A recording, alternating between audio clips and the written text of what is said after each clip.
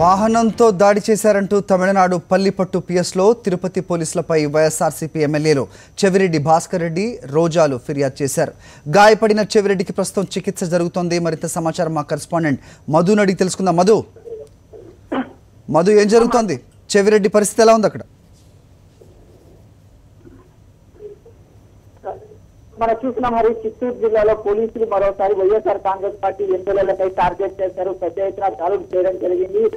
చివరికి ఎమ్మెల్యే చెవిరెడ్డి భాస్కర్ రెడ్డి రక్తం కలర్కి కరెంట్ వచ్చి తగిలిలో ఇన్సిడెంట్ పై ఇవాళ వైఎస్ఆర్ కాంగ్రెస్ పార్టీ శాంతియుతంగా ధర్నా చేయడానికి ప్రయత్నం చేసింది. ముందస్తుగా పోలీసులకు సమాచారం అందించి రిటర్న్ గా కూడా ఇవ్వడం జరిగింది. ఇవాళ ఉదయం వైఎస్ఆర్ కాంగ్రెస్ పార్టీకి సంబంధించిన ఎమ్మెల్యేలు పెద్దిరెడ్డి రామచంద్రారెడ్డి, ఆర్కే రోజా, చెవిరెడ్డి భాస్కర్ రెడ్డి, సునీల్ దేశాయి, తిప్పారెడ్డితో పాటు పాడేరుకు సంబంధించిన ఈశ్వరీలు తిరుపతి నుంచి బయలుదేరారు. నగరంలో శాంతియుతంగా ధర్నా చేస్తామని చెప్పడం జరిగింది. ఇందులో భాగంగా వెళ్తుంటే తిరుపతికి సంబంధించిన పోలీసుల బృందం అడుగడుగున వైఎస్ఆర్ కాంగ్రెస్ పార్టీ ఎమ్మెల్యేలను అడ్డుకునే ప్రయత్నం చేసింది. ఇందులో భాగంగా చివరికి తమ పరిధిని దాటి సరిహద్దును దాటి తమిళనాడుకి సైతం వచ్చేసి వైఎస్ఆర్ కాంగ్రెస్ పార్టీ ఎమ్మెల్యేలను అడ్డుకునే ప్రయత్నం చేసి ఇందులో భాగంగా తమిళనాడులోని పల్లిపట్టు వద్ద తిరుపతి నుంచి వచ్చినటువంటి పోలీసులు ఎమ్మెల్యేల వాహనాలను అడ్డుకోవడం జరిగింది. ఈ సందర్భంగా వాహనం దిగినటువంటి ఎమ్మెల్యే చెవిరెడ్డి భాస్కర్ రెడ్డిపై పోలీసుల వాహనం దూసుకొచ్చింది. ఈ సందర్భంగా చెవిరెడ్డి భాస్కర్ రెడ్డి కాలి బలమైన గాయం తగిలింది. వెంటనే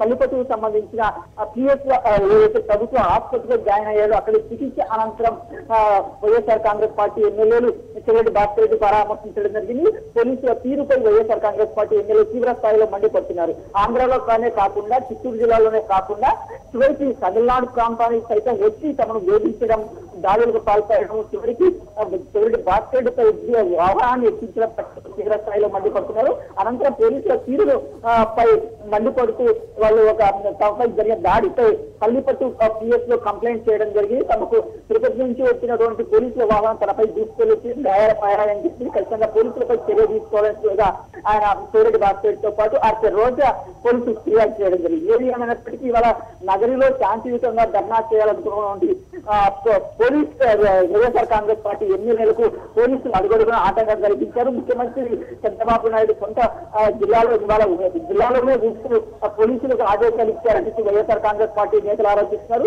కేవలం పథకం ప్రకారము వైఎస్ఆర్ కాంగ్రెస్ పార్టీని అడ్డుకోవాలని ఉద్దేశంతో ఓకే మధు.